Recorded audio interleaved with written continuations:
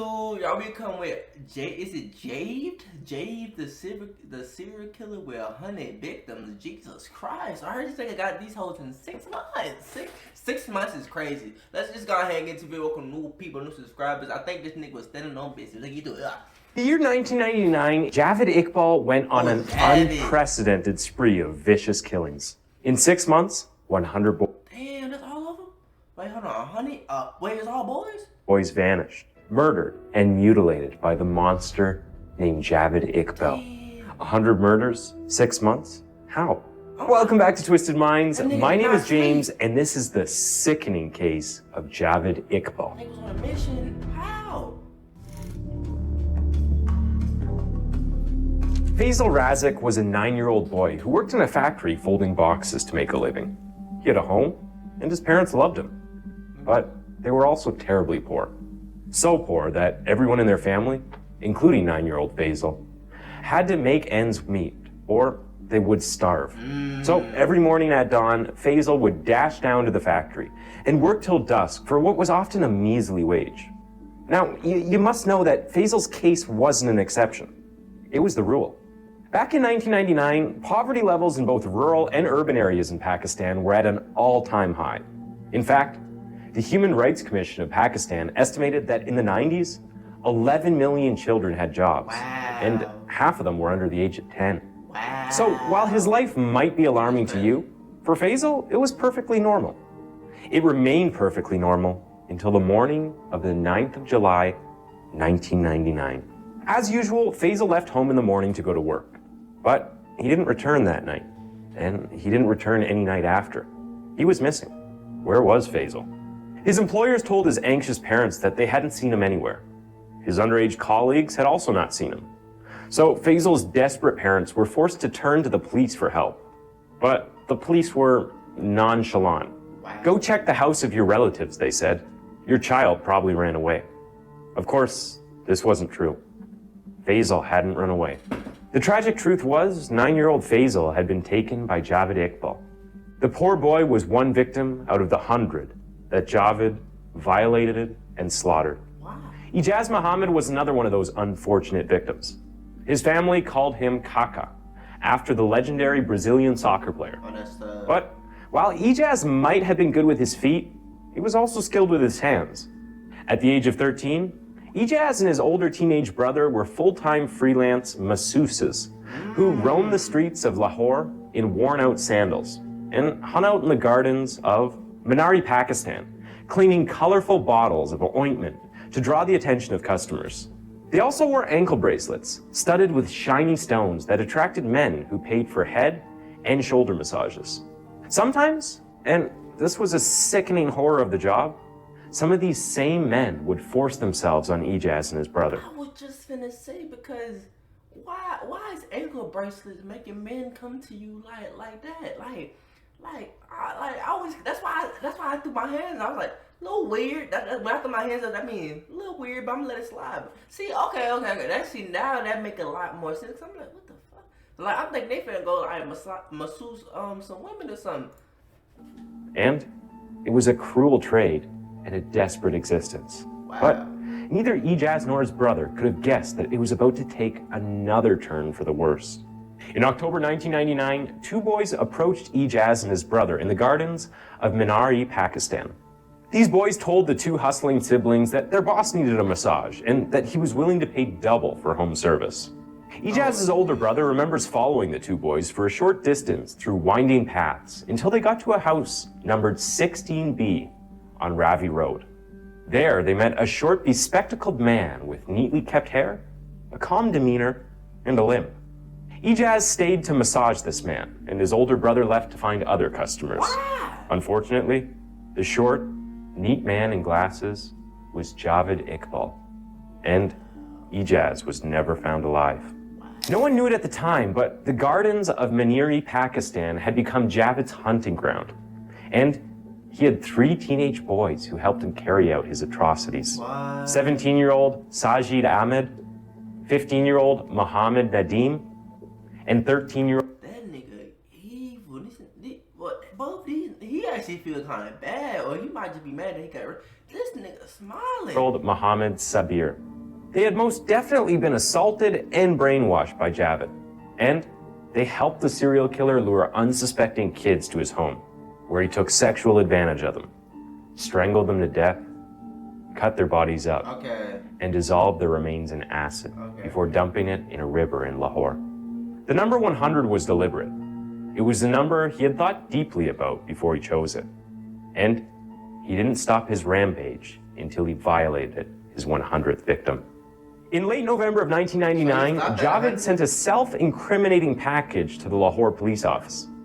It contained pictures of little boys and a detailed letter where Javed described excruciatingly how he had assaulted, murdered, and dismembered 100 boys. For some reason, most of the policemen felt like it was a lie, a stunt. It probably read like fiction to them. But in the spirit of due diligence, they paid a visit to the address where the letter was mailed, 16B Ravi Road. When they arrived, Iqbal was at home. But when they questioned him about the letter, he snapped and behaved like he was possessed. When they tried to press him for answers, he pulled out a gun and threatened to shoot himself if they didn't leave. So the police left. They didn't even... This is the worst police I ever seen in my life. Like, what, nigga, nigga said, oh, I'm gonna shoot myself if y'all don't leave. And now niggas just left? bother to check After he wrote y'all, like, detailed of what he did to these kids? inside the home. What? If they had, they would have found damning evidence, enough to prove that this was no joke. However, by the time the police returned to their station, they not only waved off the case, they dismissed the entire thing as a waste of time. What the hell? They knew Javed Iqbal well enough. In fact, the police department had a long history of exchanges like these with the man.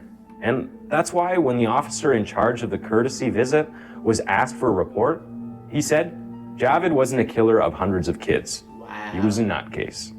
And that officer and probably the entire police force of Lahore didn't know was that Javed had just finished an unbelievable reign of crimes. And it was his oversized sense of self-importance that was responsible for the letter he sent. Javed was seeking attention, a spotlight on himself and his atrocities. It was the end of the road.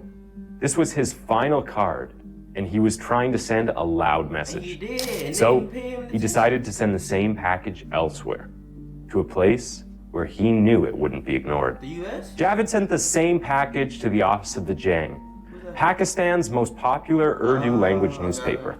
A letter in the package described in excruciating detail how Javed lured boys to his house to sodomize them, how he strangled them and dissolved their bodies in acid.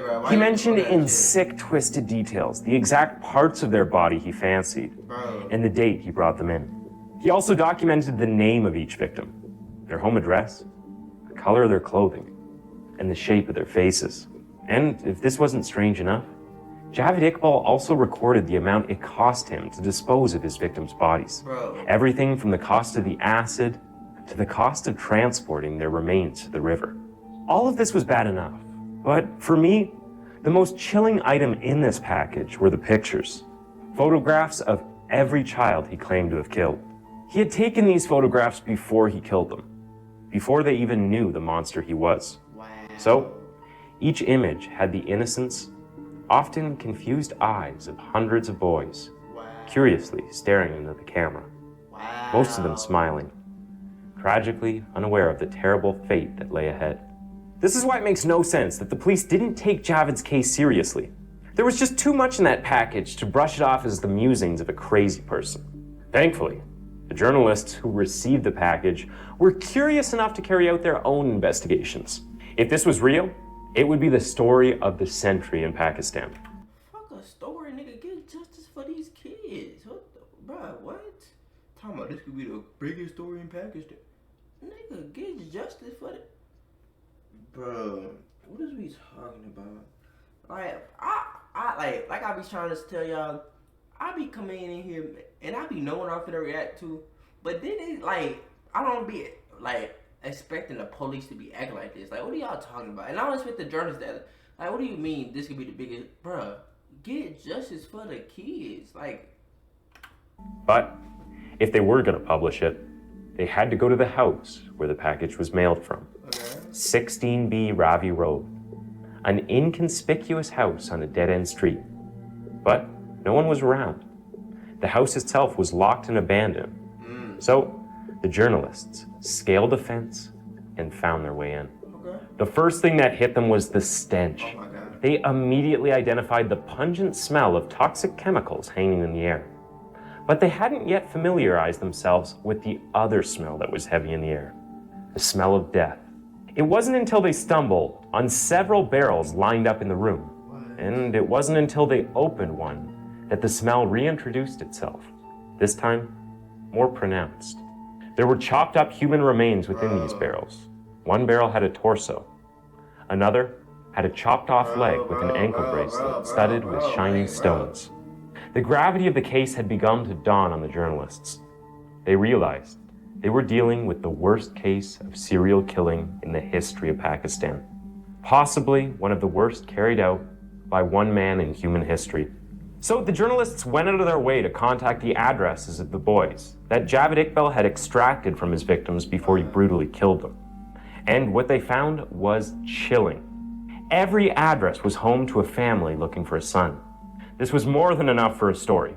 The next day, December 3rd, the front page of the Jang newspaper carried a cold-blooded headline in Urdu: "Claim of murder of 100 kids."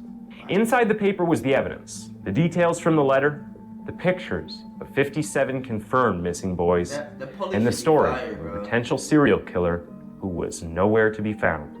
This was the story of the century. And as expected, the moment the papers hit the stand, all of Pakistan was scandalized. There was an uproar. The citizens wanted to know how this was allowed to happen in Lahore, Pakistan's second most populated city. The government came under serious pressure internally and internationally. The police were dumbfounded, especially because... What the fuck you mean you dumbfounded? The nigga he literally sent you a whole letter. Like, what do you mean? Oh my God, bro. What are you talking about? Y'all niggas should be fired. What do you mean y'all were dumbfounded? The nigga literally sent y'all a literal designated message to y'all niggas to pull up on him. Like, what? They had bungled the opportunity to arrest Javed when he was right under their nose. He wasn't even right under your nose. He literally told you. It literally doesn't get more it looked like he literally told y'all. Y'all was literally at his house. Like, what the fuck? As the search for Javed Iqbal began, 100 mothers mourned the loss of their sons as they cried to anyone who would give them an answer. Who was this monster called Javed Iqbal? Why had he taken their sons? Where was he? You know what's crazy, bro? There was a heap of children. You know what's crazy? He's just like a normal little dude, man. Normal little dude. Clothing in the Lahore police station, and a horde of desperate parents were identifying the garments that had belonged to their sons. The police had gotten this heap from Javed's home, but they still had no idea where the man was. A week before, they had taken dragnets to a specific lake in Lahore. In the letter from the package, Javed Iqbal claimed he would take his own life by drowning there. But the police and the parents of his victims needed to see his corpse before they believed him. Facts. Surprisingly, or maybe unsurprisingly, Javed had lied because the police found nothing. Even after searching every inch of that lake, Javed Iqbal was alive somewhere. So, they began one of the most extensive manhunts the country had ever seen. But again, they found nothing. How the hell? Where was he? They knew he hadn't left the country, so where was he hiding? That question remained unanswered until one night, the 29th of December, 1999 to be specific. After a month-long search, a man showed up at the front door of the Jang newspaper. This better not be him. If that nigga had to come to y'all, bro, all y'all need to just get fired, bro. Like, what? His clothes were torn and dirty. His hair and beard were long and unkempt, and his sandals were worn out. "I am Javed Iqbal," he said, "killer of 100 children." For the next hour, while the police made their way to the newspaper office to take him in, Javed opened up to the journalists about everything. Every detail of his crimes. He had to come to y'all. And every detail of his life. Born in 1961 as the sixth of 8 children, Javed had a surprisingly privileged childhood. His father wasn't obscenely wealthy, but they were very rich. Rich enough to own multiple properties, Wow. businesses, and land. And rich enough to command the respect of everyone who knew them in their corner of Lahore. The only problem with Javed's childhood was that his father spoiled him rotten. Javed was coddled like a prince. When he was in high school, his father brought him a 200cc motorbike and an entire villa for him to live in. He also set up a steel recasting business for the young boy to oversee. While the business might not have been a bad idea, because Javed was very much like his father and had a talent for business. The villa and all the luxuries that came with it exposed the teenager to a lethal mix of extreme freedom and extreme affluence that set him on a destructive path. Javed had cravings, the urge for sex that develops in puberty. However, Javed's urge was intense. It was a strong, twisted craving for sex that intertwined with his growing sense of entitlement and the endless resources his father had given him. And to make matters a little more complicated for him, he was gay. Gay in the Islamic Republic of Pakistan. Gay in a conservative family and in a conservative society that viewed his homosexuality as a disease that needed to be cured. Ordinarily, Javed's urges would have been stifled and repressed. He would have to constantly look over his shoulder in fear as he sought to find a partner to experiment with. But you must remember that Javed was extraordinarily spoiled, and his rotten upbringing meant that he didn't feel like anything was out of reach for him. To make matters a little more complicated, Javed also had a mean streak in him. But wait, kids though, my nigga? Fuck you. I don't care what you talking about. Nah, bro, you weird as hell, bro. He was deeply manipulative. So in his quest for sex, he resorted to devious tactics that involved baiting and coercing his schoolmates into sleeping with him. It got so bad that at one point, his mates nicknamed him the Boy Hunter. Javed would pack his villa with boys his age and younger. No way. All teenagers. Some schoolmates, some strangers. I mean, he was a 17-year-old who had a villa and a 200cc motorbike, all to himself. Even if the impressionable teens weren't interested in having sex with him, they most definitely wanted to be around him. Yeah, money. To them, he must have been like a god, a rock star, moonlighting as a student. But Javed's appetite for sex was endless. The scores of boys he had around him weren't enough. In fact, judging by the way he treated them, they were just there, on display for his pleasure. Oh, this picture of all the niggas that he had? Bro. Javed loved was the thrill of the hunt. Javed preferred lovers he got using his devious tactics. His favorite method involved writing letters to pen pals who he met via magazines. Innocent, unassuming teenagers just looking for a friend. Bro. Javed would build trust with these pen pals and then request their pictures. After this, he would create a short list of the most attractive boys, who he would shower with gifts and money. Eventually, he would get what he wanted. Sex, the most vulnerable and agreeable of the lot. Unsurprisingly, this obsession with sex became a problem in his family. Their obvious concern was the fact that he was gay. It was a sin in Islam, their religion. Fuck that, nigga. This nigga's having sex with minors, man. Bro, what are we talking about? That's the main problem that y'all have? That's all I know. Bro, what? That's okay. Like, his sexuality, like, nothing else. Okay. Crime in the state My head and a hurt. taboo My in head society. They were convinced they had to stop Javed and cure him before it was too late. It's too late. Surprisingly, Javed's father didn't share their perspective or concerns about his son.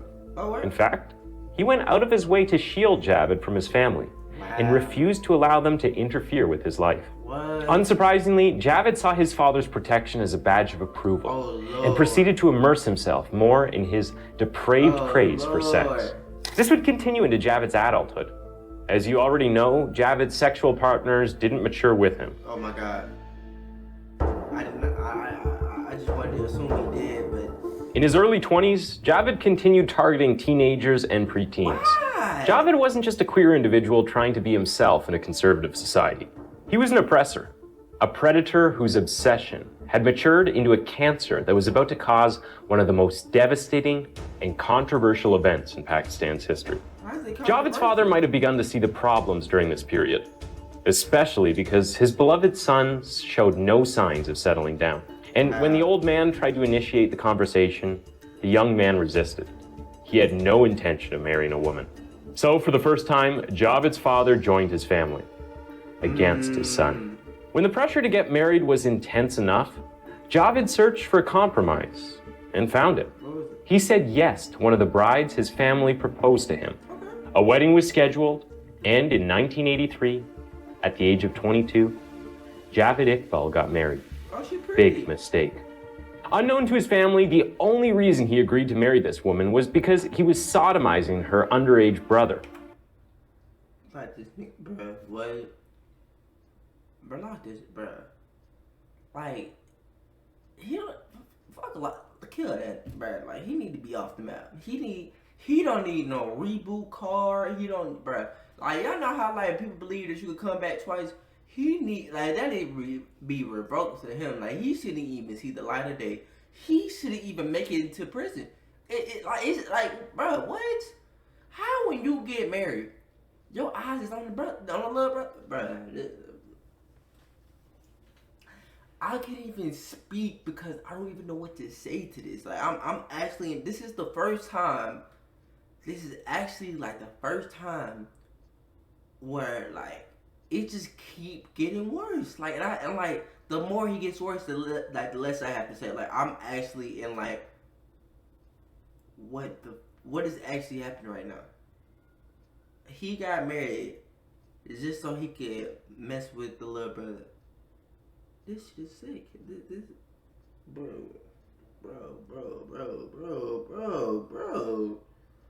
My nigga, what is wrong with this nigga? What is wrong? And as some family members would later recount to the investigators, the boy was the only reason he gave the marriage a chance. By now, the family was becoming aware of who Javed had become. They were trying to maintain the family image. Unfortunately, that illusion would shatter when, a few months after the wedding, the marriage was dissolved. Not long after, Javed would get married once again to the youngest sister of one of his boys. And just for context, what do you mean? Like, one of his sons? Like, he ain't got no son, because what? Like, one of his friends or? Girls as young as 14 were married off at the time in Pakistan. So, you can make a safe guess that the boy in question was also underage. This marriage didn't last either. After his second marriage failed, Javed's father stopped trying, and his family gave up on him entirely. They should! This was exactly what Javed wanted. Now, he was free. For the next 7 years, the predator sought out and assaulted young boys with impunity.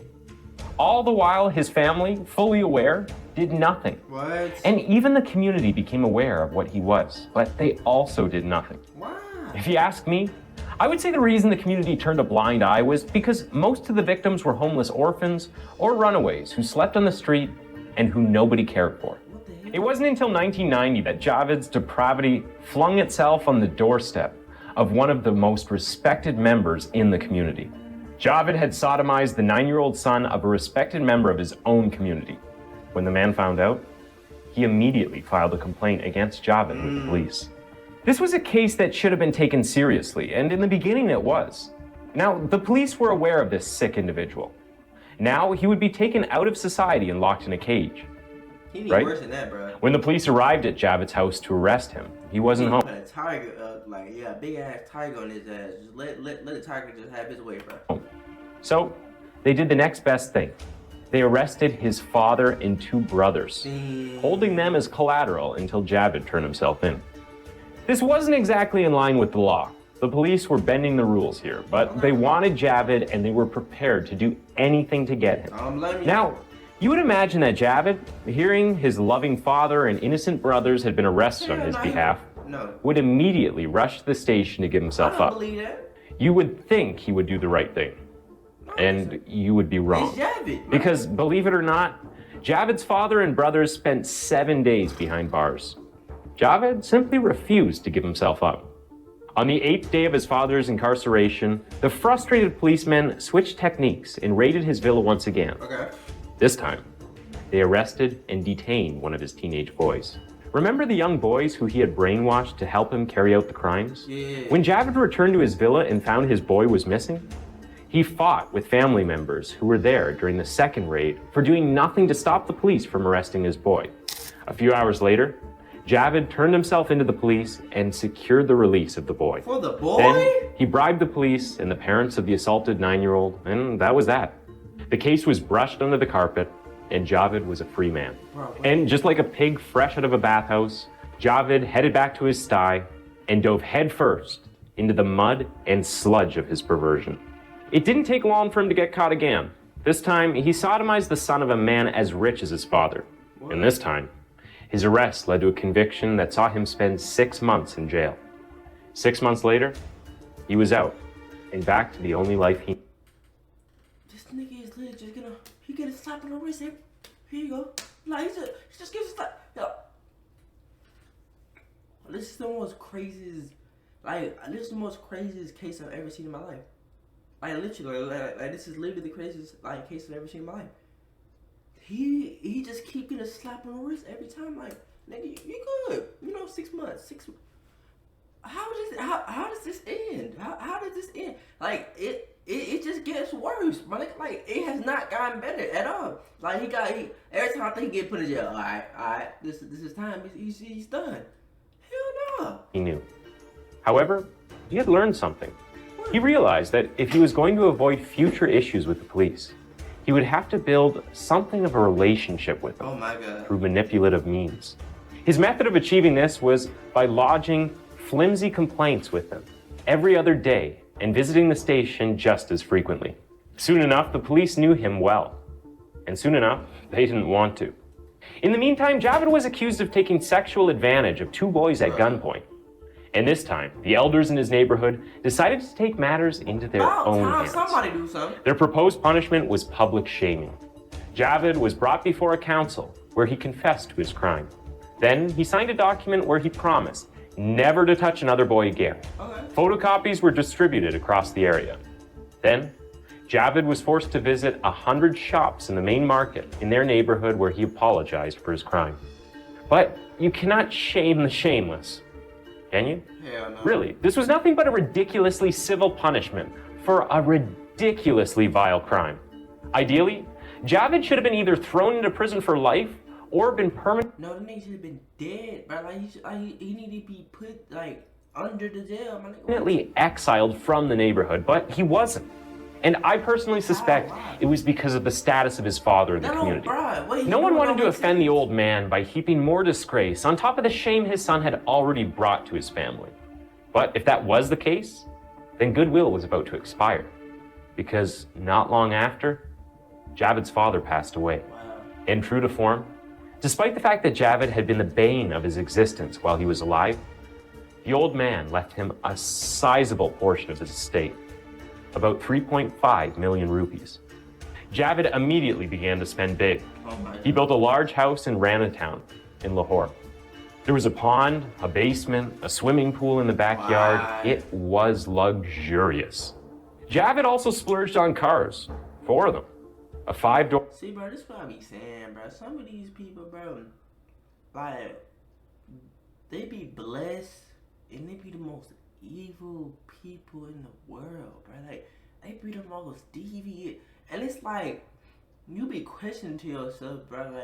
Oh, I do good, so the good gonna come on to me. But this nigga is just getting blessed.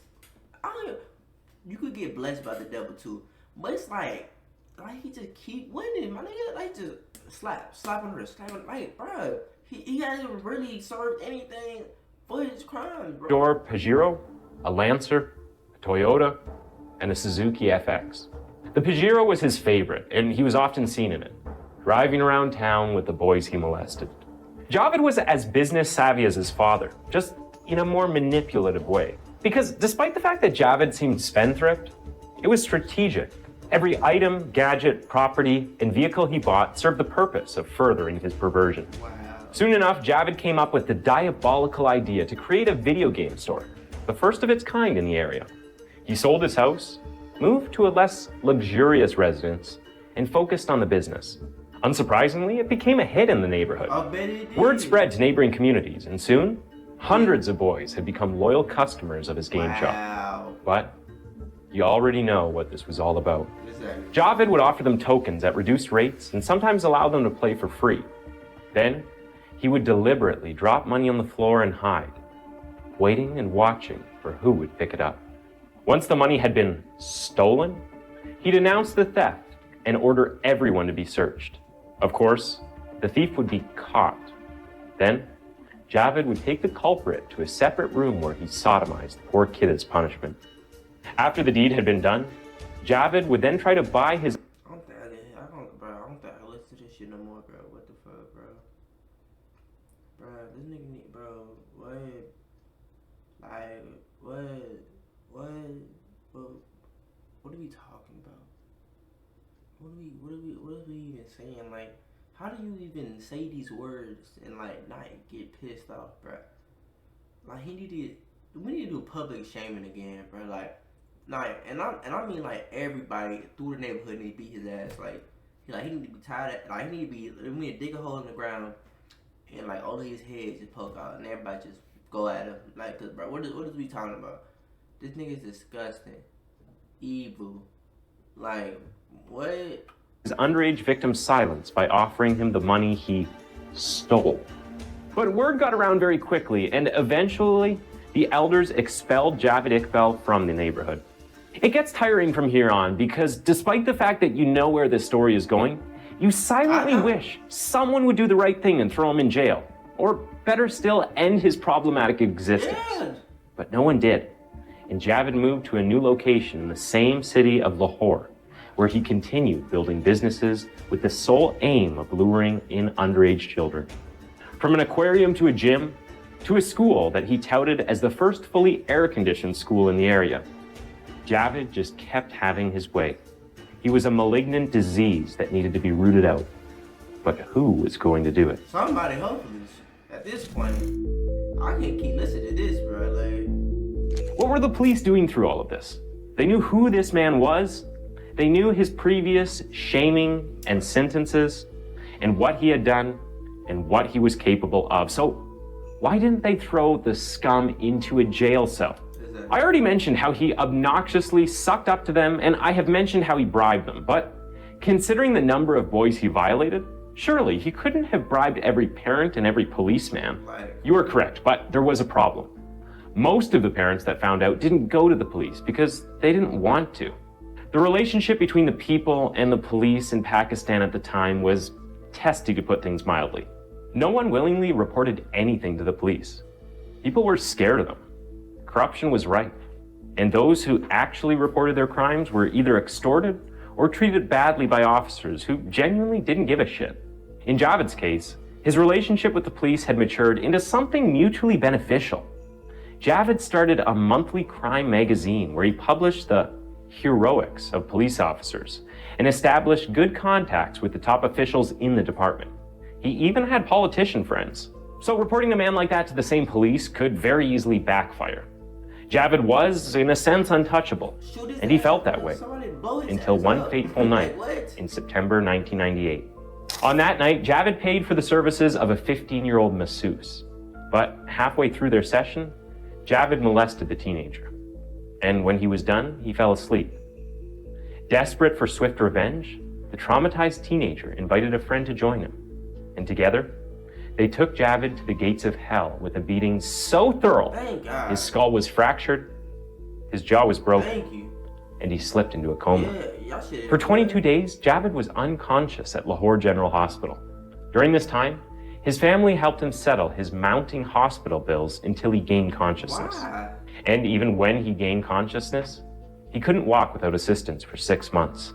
But that wasn't the only problem. Javed realized that his family had sold all of his assets to pay for his hospital bills and bail. His house, his cars, his shop, everything he owned had been sold to fund his lengthy recovery in the hospital. No one in his family had spent their own money on him. His life was ruined. He moved in with his aging mother who cared for him. But a few months after he moved in, she suffered a heart attack and passed away. The beating, the loss of his business, and the loss of his parents caused something inside of him to break. Javed needed someone to blame, and that wasn't himself. And after weeks of deep thought, he found what or who he was looking for. He found his target and proceeded to formulate a terrible plan for revenge. My mother cried for me. I wanted 100 mothers to cry for their children. This was one of the many reasons Javed gave to the press for the murders he committed. 100 mothers. Motherfucker, you was literally already on some bullshit. Can I fight this nigga? Like, is he still alive? Can we fly down there? 100 boys. In an extremely twisted way, Javed's concept of affection revolved around the material items he showered on the boys he violated. The only thing he felt they owed him was sex. Owed him. As ridiculous as that sounds, this was Javed Iqbal's way of thinking. He believed he loved the boys. Now that a boy that he loved had destroyed his life, and his own deluded belief, caused by the death of his mother, he now hated the boys and wanted to kill enough of them to send a message. Before this plan, the acts he had committed revolved around sexual crimes. He hadn't murdered any of his previous victims. But for 6 months, from June to November of 1999, Javed engaged the services of 3 of his most trusted boys. 17-year-old Sajid Ahmed, 15-year-old Mohammed Nadim, and 13-year-old Mohammed Sabir. Sajid and Nadim were 2 of the boys that lured Ijaz, the masseuse, to Javed's house on 16B Ravi Road. Many of the victims had families. Some were runaways. Some others were just out on errands. And then there were the occasional few that were orphans who had no one to search for them, whom no one even knew they were missing. Of these 100 boys, none was older than 16 and none younger than 6. Javed had every picture of every one of the 100 boys he violated, pinned to the walls of his house. And on the 17th of February 2000, as the trial of Javed Iqbal began, those pictures were placed on the desk of the presiding judge.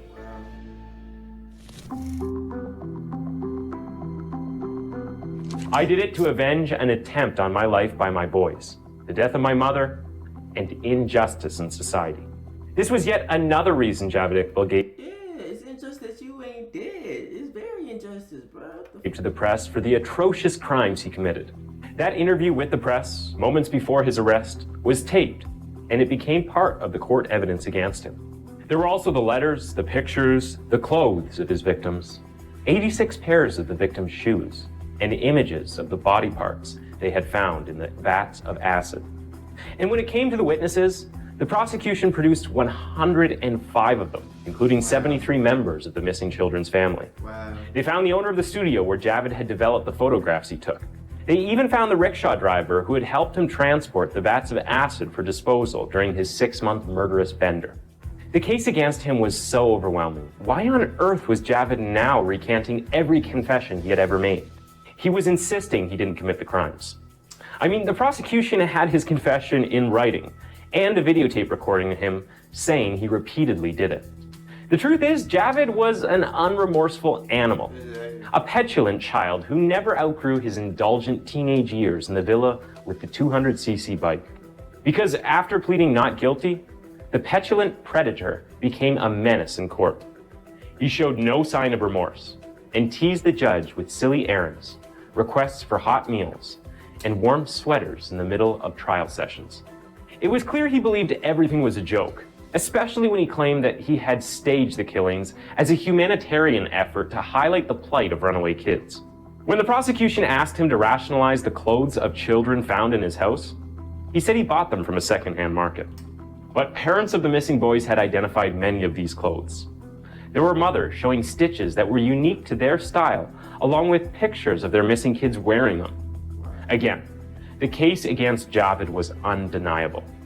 There was no doubt that he committed the crimes, but the case had become a global affair, and the international community was watching.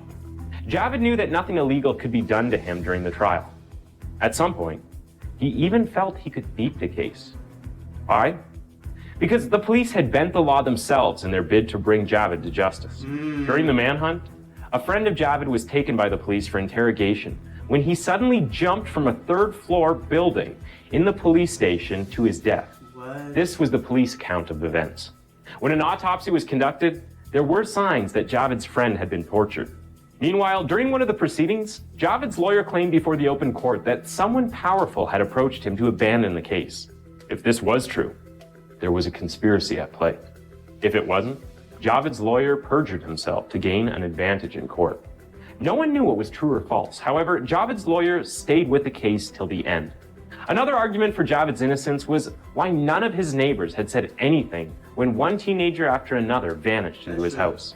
It was a reasonable argument, but it lacked legs, because if the judge was going to consider the chance that Javed was innocent based on that premise, the defense would have to have had proved that at least one of the missing 100 boys was alive, and they couldn't.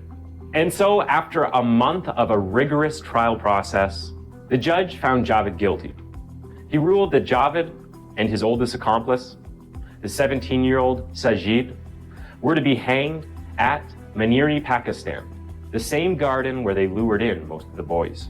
And he ordered that their bodies be cut into 100 pieces and dissolved in acid in front of the families of the victims. While this might seem like a fitting sentence to you, it was an emotional sentence that violated Islamic tenets and a couple of human rights laws. The Pakistani government condemned the sentence and deemed it unconstitutional. It was amended, but the death sentence stood. His accomplices were given lengthy sentences, and they were all sent to maximum security prison. But even in a maximum security jail, Javed's bloated sense of worth and entitlement persisted. In fact, his admission of innocence took a religious turn. He told one visiting journalist that he was chosen by God for a special purpose. He told another that he intended to appeal his case and that he had NGOs lining up to defend him, which was not exactly true. Whatever was going on through his evil skull would eventually come to a screeching halt a year after his conviction. Javed, along with one of his accomplices... Bro, this video is like overwhelming, bro. Like, this is actually one of those where like, I'm gonna have to take a break after. My head and like, this one's crazy. This one actually effed up. Like this is a tough one. Were found dead in their cells. They had used their shirts to hang themselves. This was the police report. When the autopsy was conducted, there were signs of torture. Javed's family was convinced that he was killed because he had tried to reveal the names of top government officials within the Pakistani government who slept with his boys, Jeffrey Epstein style, just without the island. However, there is a more plausible alternative for the skeptics. 4 days before Javed Iqbal was found dead in his cell, the country's highest Islamic court had agreed to hear his appeal against the death sentence. Thanks for tuning into Twisted Minds. That was the... This is the worst one. Yep, I think I'm taking a break from these videos. Yeah. This case was terrible. I'm disappointed in the police. For like taking money, anything, bro. This was bad. I love y'all, man. Stay safe. Let me know your thoughts and opinions down below. We out.